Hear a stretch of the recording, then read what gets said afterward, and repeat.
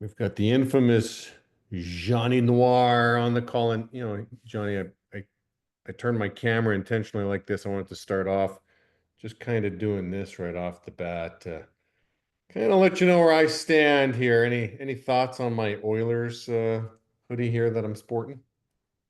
My thoughts are you better win this year because next year you're going to lose a lot of players and you got McDavid this free agent like in a year from now. So hopefully you sign him and your team is the oldest team in the playoffs right now.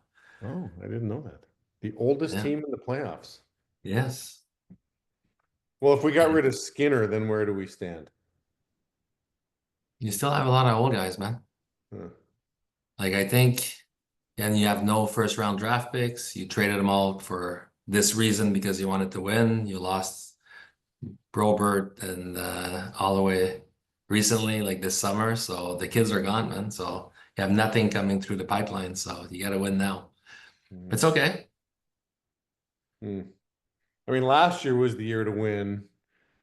That was Every that year is was a year to win. You can always win. Like there's when you got McDavid, Draisaitl on your team, you could win. yeah, So just got to yeah, put it. But they have a shot this yeah. year. They got a shot. Were you a little heartbroken yesterday with the Canadians bowing out? No, no, no, no, no, actually, no, not at all. I was actually very happy they made the playoff. They're actually I think was the youngest team in the playoffs and the youngest team, I think even like since the last 30 years in the playoffs. And all their top guys are like 21, 19, 20. So future seems bright. So the young guys They're in the- lost, the old guys are winning. Like, what Yeah. are you saying, Johnny? Well, I guess all the consultants are old guys in the business now. So then the Old guys rule. I think that's what I'm old hearing guys you roll say. them. The OGs. Um, Hey, real quick on the hockey topic. I mean, obviously you played hockey growing up, Yeah. Yeah. and give us kind of your story on hockey because you were pacing to be a professional, and then you had a career-ending shoulder injury, if I'm not mistaken. I think when I got my shoulder injury, it was too late then, because I played like double A going up. I played midget triple A, got drafted junior, so I played junior. And then if you're not drafted in the NHL at 17 years old or 18 years old, like your chances are, not really good. I wanted to maybe go play in Europe. I did get an offer at one point. One of my buddies was playing there. He goes, "Hey, you want to come play?" But I was like 21, 22 years old, and then I like started in the business. I'm like, do I really want to go play in Europe for 10 years? And I go there and I'm paid like 50 grand or 60 grand a year. And then 10 years later, I come back, I'm 30 something and I don't know what the hell I'm gonna do in life. So I said, nah, I'm gonna try to build something with this. When I started the business at that time, so like I'm gonna try this instead. So Yeah, I worked out figured, so far. well, for sure it's worked out. I mean, you don't have to retire at 32 years of age like you do in, professional sports, unless Yeah. you're LeBron James, but he's Yeah. not really helping with the old guys rule theme that I'm going with here. Um, but obviously, hockey was a big thing. I mean, did you grow up in Montreal? Like, was it the suburb of Montreal you grew up in? I was born in Montreal, stayed my first 2 years, I'll remember, obviously, and then we moved on the South Shore. And 4 years old, I moved in Varennes, which I actually live here today. So I wanted to be close to my parents at their age and stuff, so I moved back. But I left Canada for probably 5 years, and I left Quebec for probably 20 overall. So. I was in Toronto for a very long time, New Brunswick for a very long time, Senegal for a long time. I was in Belgium, so I left I left. I was like 22 years old, and I came back. I think like 10 years ago, something like that, and even probably a little bit more, like 11 years probably now. Hmm. And so you're back in your hometown, you'd say. Yeah, yeah.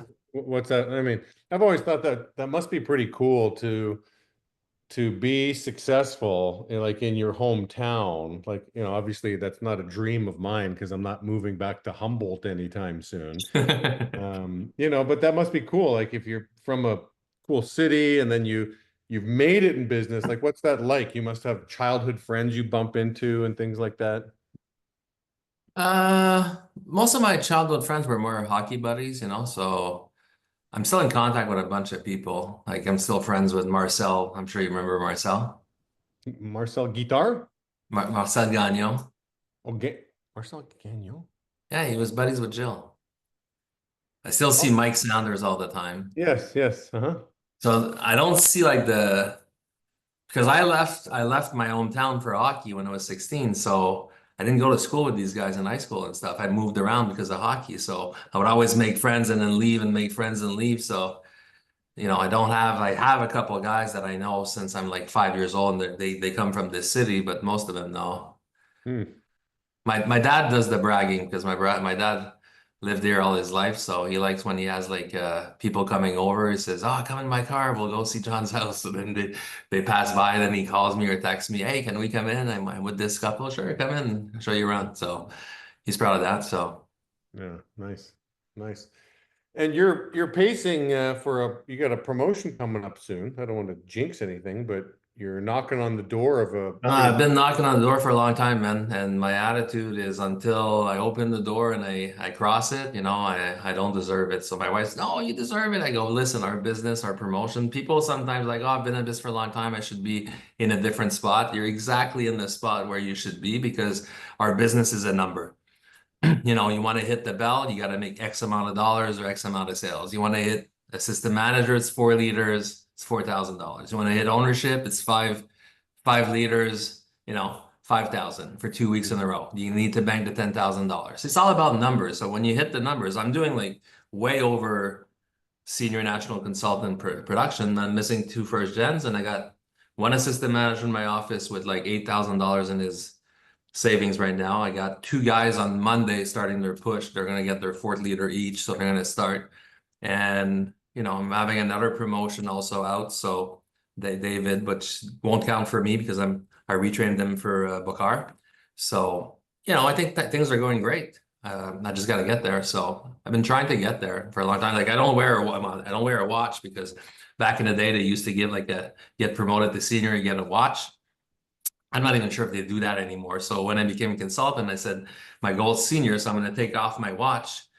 And the next time I'm going to wear a watch, I'm going to wear a watch when I'm promoted senior national consultant. And my thinking was, I think if you have a little reminder, you have a reminder of like, okay, so everybody was, hey, what time is it? I'm like, fuck, I don't know. And like, I don't have a watch, and I got to look at my phone, and then I'm like, okay, it's this time.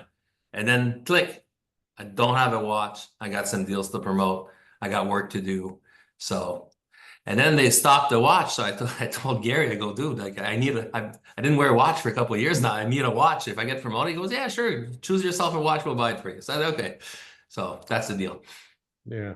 Well, they've never stopped doing watches. In fact, I think Sidcore is like kind of like a overabundance of watches now because now every time Yeah, the they Million give it. Dollar Club Yeah. happens, hey, here's a $4,000 or $5,000 watch. But pretty sure the for senior national you'll get to pick and choose, and I think it's kind of the Rolex Yeah. bucket that you're going to be shopping around in. So, you're going to get yourself a nice watch, That's John. the plan, man. That's the plan.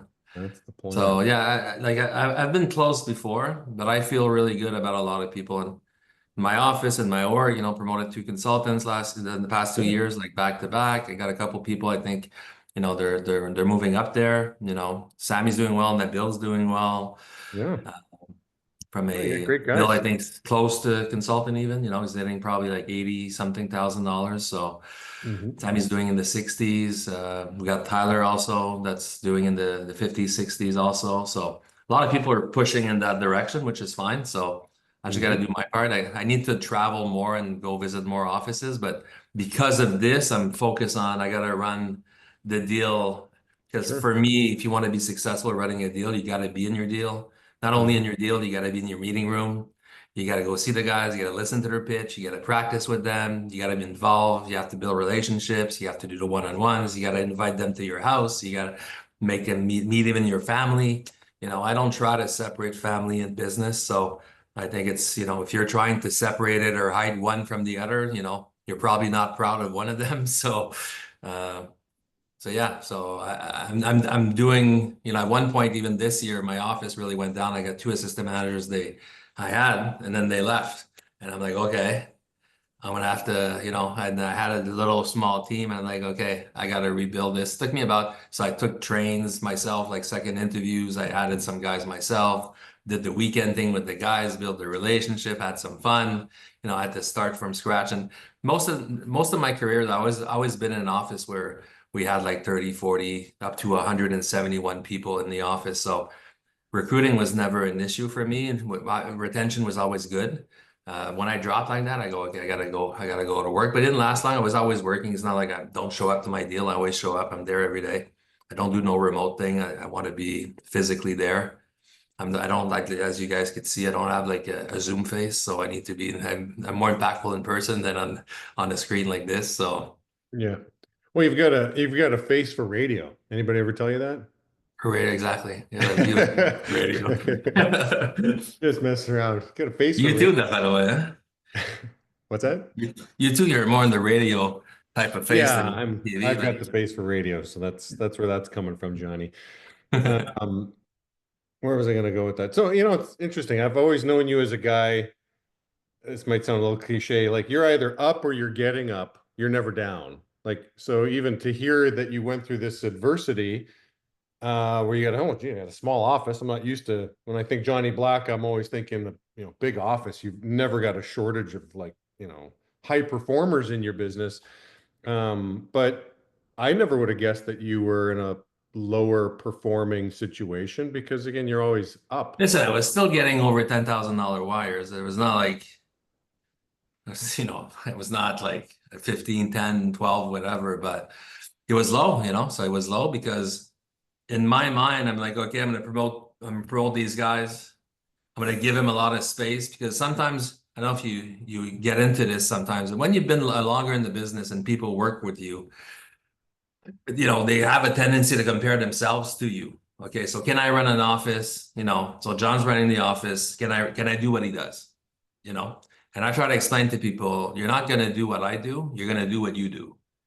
And when they compare themselves, sometimes they lose confidence and they go, oh, maybe you know, I'm not good enough to run an office, or maybe I can't do this, or I can't do a morning meeting like he does, or I can't do this like he does. And or oh, he has more money, so he could throw more bonuses, So, and then with age also, because I've been doing the business for almost 30 years. So back in the day with Smart Circle, well, not Smart Circle, DS Max basically was called, and you were there too. And so I always say to my guys, for the past 30 years, I've been working with 22-year-olds.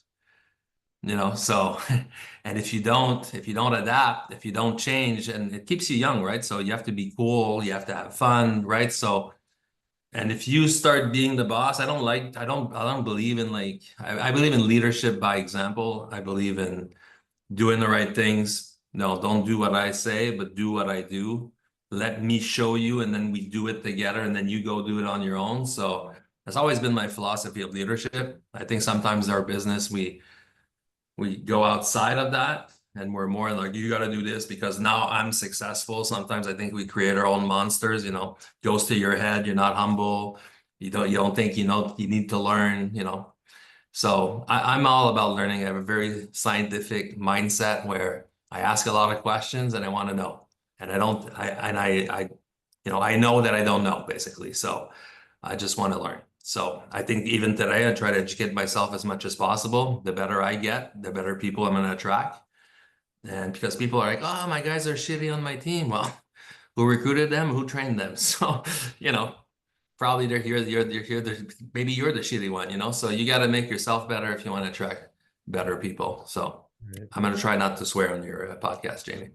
No, I that's will. okay, Johnny. Just if you're gonna swear, just do it in French, please. Okay.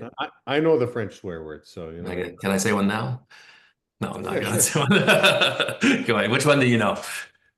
I mean, I know all the good ones. They're all from the Catholic Church, SD, Tabernacle, Coelis. I mean, those are all like, You're doing well, huh? that's the That's the first first. French that I When you learned moved when to I moved. Montreal, I remember that's the first words you asked for, eh? How do I Yeah, insult people if they? I'm like, why is host? Why is that a swear word? Like, I'm just like, like SD, right? That's a host in the Catholic Church, right? Yeah, Why is that a swear? I don't know. Like when you think of English swearing words, what do they use? Oh, I can't say it, Johnny. Exactly, right? But they don't use Catholic things. They use Yeah. like, you know, sexual things or, expressions or an anatomy, Yeah. So Well, I think every that language has the their I own I thing. read this a bit, the history of the and actually, English guy, French guy here, there's a little history, like the middle finger. Do you know where the middle finger came from? No? So I could be wrong. You could Google it. You could get AI information, but I believe that who is it? It's either the English or the French, right? So when the archers, right, when they would get captured, they would cut off the middle finger so they couldn't, they weren't as effective anymore. So they lost the middle Okay. finger. So when they would like, be free or they'd win, they'd wave their middle finger because like, They could hey, still shoot. you never got me kind of thing. So I can't remember if it was the French doing that. It sounds like something the French would do, don't you think? I think so, yeah. Yeah, that's French characteristic. Probably. Um, But I speak French, but I'm not from French descent though. well, I know that I always call you Johnny Noir because you're a French guy, but like it's black. It's not Yeah, noir. black is, well, my dad is Scottish Oh, your and my dad's, mom is Italian. your mom's Italian. Yeah, Elena Barbieri. Oh, that sounds nice. Yeah. That sounds My delicious. granddad was Mafaldo Barbieri from Wow. uh, from Oh, Monte Bruno in Italy, right next to Genova. oh, beautiful. So you're not Johnny Noir. Here, I thought you just No, not at changed to all. fit into the English culture that we have, but no, you really are Johnny Black. Yeah, I actually, well, when I was a kid, my dad wouldn't speak French at the house, only English. So he Hmm. would speak English to me. My mom would speak French to me. And then I went to school and they sent me to French school because I'm in the South Shore. There's no choice, right? I was all so like screwed up. And then I would stay with my grandparents when I was not in school, like as a 4-year-old. Both my parents would work during the week, and they would speak Italian to me. Hmm. So I would go to school, say "Buongiorno, come state," and then it started in English and French. I was like, I didn't speak one language. I was trilingual, but all at the same time. So that was kind of, it was hard at first, but I got them separated, so I'm good now. Hmm. Lost the Italian though. Lost, yeah. It's easy to lose it if you're not using it, right? Yeah. Hey, so where I was going with all that, like again, your attitude just always, you're just always up, it seems. Like, do you Yeah. what's the key to that? Like you never get rattled when I'm just picturing you running a high performing office, you lose two assistant managers, like, listen, there are some mere mortals we have in our business that get really down and like, oh, is this even really for me? Like, but that's not you.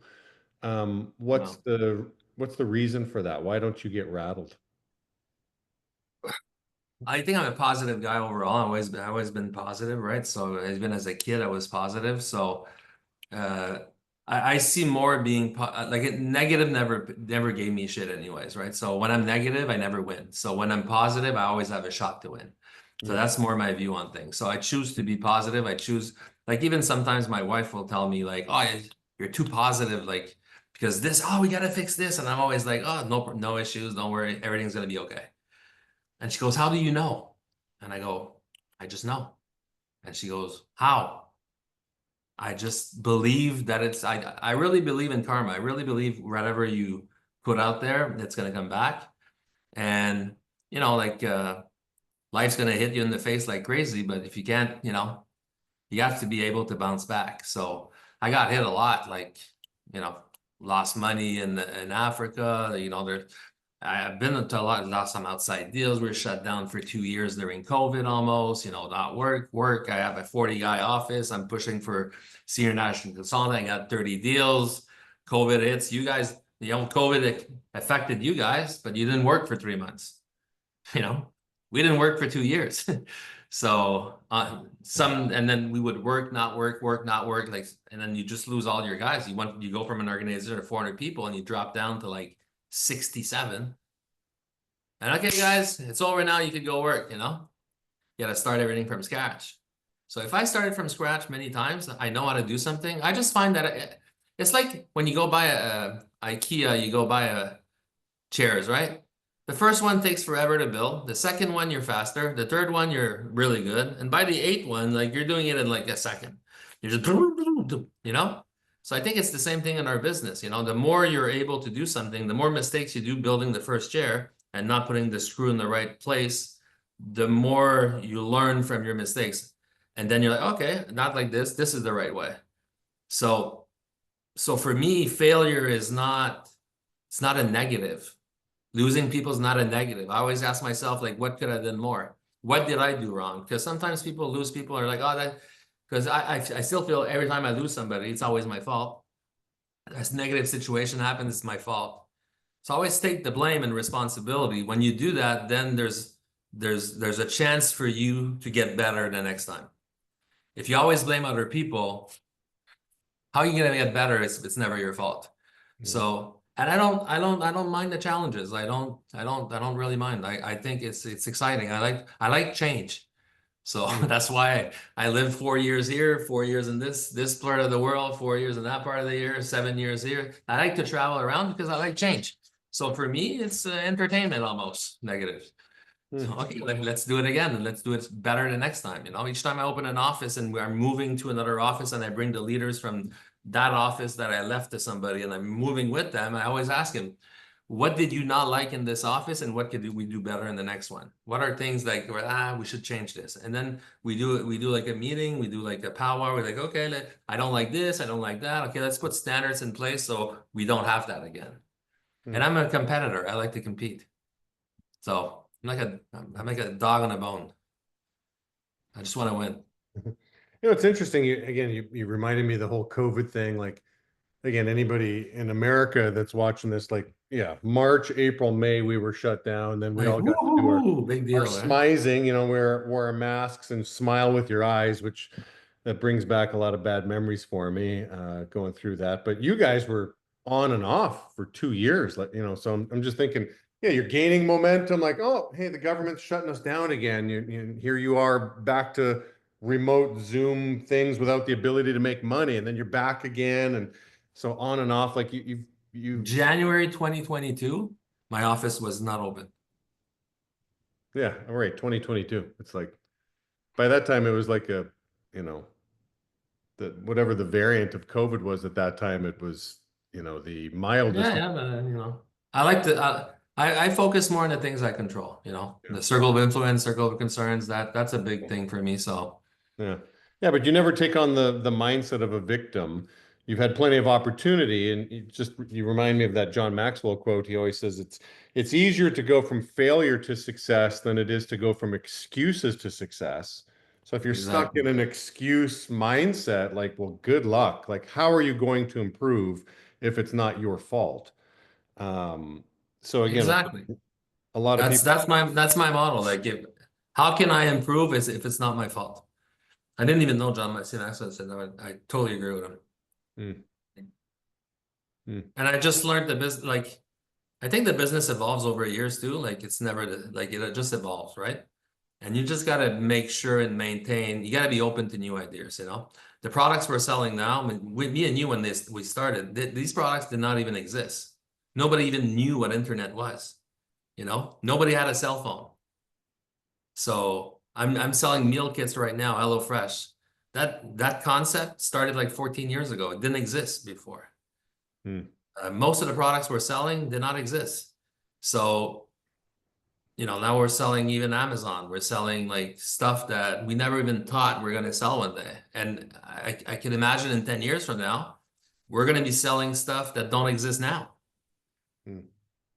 So if you don't have this adaptable innovation type of mindset and you're stuck in your ways and this is the way you do the business and you can't change it, Yeah. then you're just going to become a dinosaur and just fade out. Yeah. No, And the 100%. student mentality is so key. Like, I don't like, for me, if every successful person I know, they all have a student mentality. Speak to Gary. Gary's asking me questions about the business. He wants to make a decision. He calls me to ask me my opinion. I'm like, Gary, what do you call me? He goes, because you think outside the box sometimes, and I like the way you think. And I'm like, wow, this guy, he's way more. wealthy and rich and successful than I am and older even. And this guy still searches for, has this student mentality, he still wants to learn, you know? So if a guy like that has a student mentality, who the hell am I to not have one? Why Mm. would I think I succeeded? I did not even succeed in the business yet. I'm still chasing my goals, or I would have stopped already. So I always said I wanted the biggest organization in all of Sidcore, you know? And I'm not even close. I'm like far away. But the advantage I have, I'm Canadian. So maybe you think it's not an advantage. I know it's one because I have a very multicultural team. Think of Mariac, think of, I have a lot of guys from Middle East. I got guys from North Africa. I got guys from Africa. I got guys from Europe. I got a lot of people from France. I got people from everywhere on the planet and a lot of different languages. I got people that speak Spanish. I got people from everywhere, and they're all willing to travel. So one day, Sidcore says we're going to be the largest outsourced sales company in the world. Well, my strong belief, it's going to be through my team. So, and I believe that. And because I believe it, I think it's going to happen. Because normally when I believe something, it does happen. And Canadians, I mean, I think the number is 57. I think, the advantage of having the queen on your coin, right? You got a beaver on one side on a nickel and you got the queen on the other side, is there's 57 British Commonwealth countries. So you could Yes. work. I don't need a visa to go work in it. Right. They'll give me one right away. Yeah. Well, Some you do, but it's formality. yeah. But I can't go work in the US without, a long, extensive Oh, investment and totally. paperwork and stuff. Totally. Yeah, that's why I got my kids there. My kids are Canadian citizens now, so they can now eat ketchup, chips, and cheesies like legally. We don't have to like we don't have to smuggle them into the US anymore. You know what I'm saying? Yeah. And strong beer when they're older. Strong. Yeah, they're I don't think they're gonna be beer drinkers. No, No. not like their daddy. Or you stopped drinking beer. I You're the don't cocaine guy. Yeah, I used to be a kokanee guy. I don't really drink beer. Good for It you. seems so heavy. I don't know. Did you stop drinking beer? No. Okay. Labatt, you full No, of Labatt's Blue? Is that how you roll? no. I don't drink that shit. But I like the strong ones, but I don't obviously. I mean, I sound like I'm an alcoholic on the call, but I like on weekends. I like to have fun, man. I like to invite guys. I love to cook. I love to make barbecues. My guys come over to the house.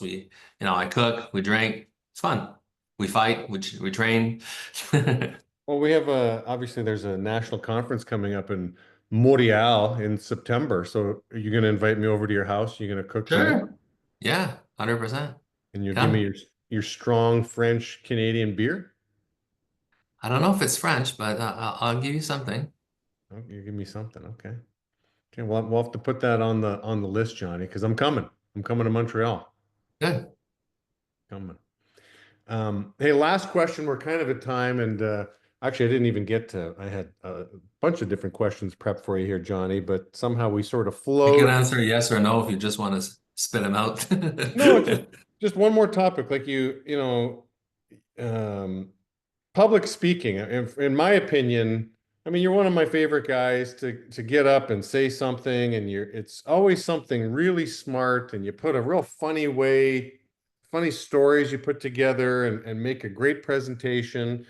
What are your keys to being a great public speaker? I mean, obviously, our owners have to public speak every day, and they get up in front of their guys. Like, what are your tips on how to be a great public speaker? I think public speaking is a key element of business today.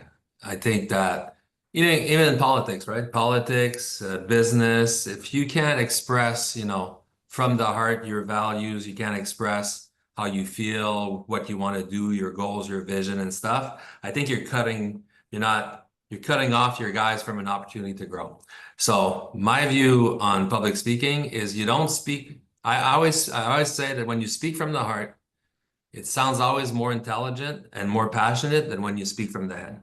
Hmm. People like to sound smart when they speak, and I think they sound dumb when they Hmm. speak because they don't speak from the heart, so it's not convincing. If you want to convince people, you got to talk about something you're really passionate about, and you got to talk from the heart. And when you talk from the heart, your meetings are better, they're more emotional, you can create more emotion, you go get people more. And then before you speak, you got to listen a lot more than you speak. So I like listening to people. I like to figure out, what's going on, what's happening, what's going on in the office, what do you think? So they'll tell me what I should speak about. People will give me topics. Before a leaders meeting, sometimes, I'm in the office probably like 2.5 hours maybe, or 2 hours and a half, well, maybe about 2.5 hours before I actually start my leaders meeting. And guys will come in like an hour and a half in advance or something like that. And I just shoot the shit with him, just having fun. And then he tells me this, he tells me that. I'm like, oh, good meeting. Stupid like that. I have this 7 day, 24 hours a day meeting seeking information. Doesn't matter what I'm looking at or watching. I'm Hmm. like, that's good. I pause the TV. And then I'm watching a hockey game. They're interviewing the coach. I'm like, that's great. I pause the TV. I start writing it down. I'm always seeking to ways to help my guys to get to the next level. And I'm more of a visual, and I'm better when I listen. I'm not a big reader. Some people are like, read books, read books. I'm like, eh. I'm too busy to read a book. I don't know if you understand. Like I could sit down, and I just don't want to sit down and be in the same spot for a very long time. So I'm like, but I love listening to audiobooks. I'm driving in the car, audiobooks. I find meanings in everything. I find meanings in, just helping a lady to open the door this morning because she was coming. I was talking about being a high character person, and I was going to my office, there's an older lady coming and she's like struggling just walking. And she was like gonna open the door, and I know it's heavy. So, and it's a mall. So I ran there and I opened the door for her. I go ahead. And then I said, wait, don't move. And then I moved to the other. She was in the middle. I opened the door again. And then she walked in and she looks at me and goes, you're a really nice gentleman. I go, well, thank you very much, man. And, it's just like do things to people that, and that for me is a meeting, in itself. So I see meetings everywhere. I see coaching everywhere. I see opportunities to learn stuff everywhere. And then the more that I have, the more I could share with other people. And the more you have to give, the more there's going to be more people wanting to receive. But to go into your office in the morning and not having a plan on exactly what you want to speak about in your morning meeting, in your leaders meeting, uh, you're wasting your guys' time and you're wasting your time. Hmm. That's great, Johnny. I've never heard it articulated that way before. Like people that try to speak from their mind end up sounding Yeah, dumb. because they're thinking about what Okay? they're thinking of what people want to hear. So, Right. okay, I'm going to say this, and then Right. Yeah. Speak from your heart. I love it. And just the last thing, just a hockey note. I mean, who's going to meet in the finals here? Who are you betting on? Other than the Oilers winning the West, I mean, who's coming in from the East? peace. Uh, I'd like to say Toronto. I'm not a fan of Toronto, but they have tendency to choke, so I'm not sure. In the East, Florida still has a shot, man, this year. Again, Florida has a shot. I think in the West also Dallas has a shot. Dallas. Huh. Yeah. No? They're out? I mean, of all the teams in the West, I like Dallas the least. I mean, obviously the Avalanche have to play them tonight, so they have to win. It's a must-win Yeah. situation. Yeah. I think they're going to pull it off. I'm a little nervous for Jared if Avalanche has a shot too. yeah, They Colorado. did great trades at the deadline this year. Right. They got a shot. But they got to Edmonton, win. it's this year they got to do it.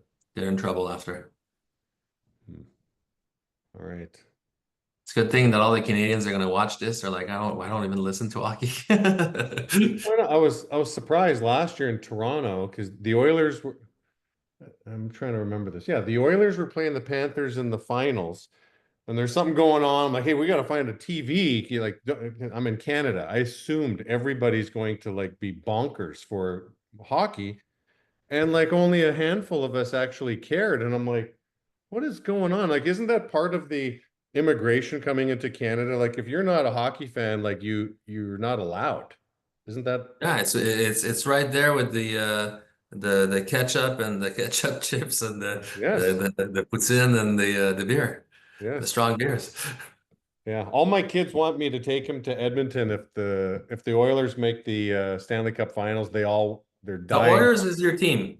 Yeah, of course. I mean, I grew up in Saskatchewan. I mean, I when we only had one TV station and we were watching Hockey Night in Canada on CBC, little did I realize at the time as a kid that we were totally spoiled rotten with Wayne Gretzky, Messier, and Yammer Ya or not Yager, Yari Curry, and like we had this amazing team. We kept winning all the time.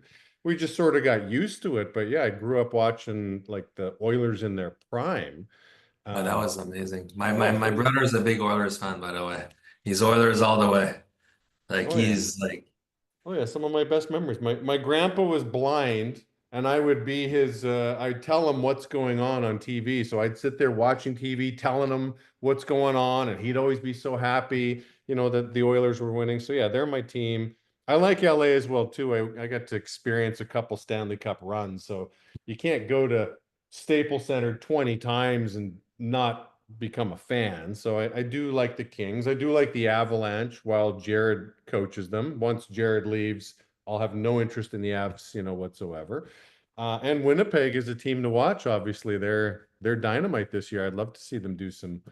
that would be sick though if Winnipeg won the cup. I think so. I mean, good It for the wouldn't be city, the NHL's favorite team to win the cup, but right? A small arena too, like 14,000 people or something like that. 15,000 Yeah, something. yeah, But small arena. it's full. Yeah. Yeah, the whiteout. I like you always know, when you turn the TV on, it's like, oh, they're in Winnipeg. How do you know, Yeah, Dad? It's the whiteout, man. It's Winnipeg. yeah.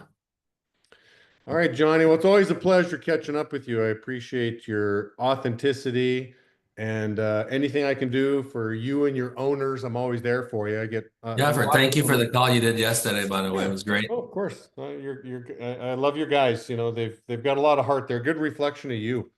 So they reach out often. They're always asking questions. They're eager to learn. So they're just a chip off the old block there, Mr. Black.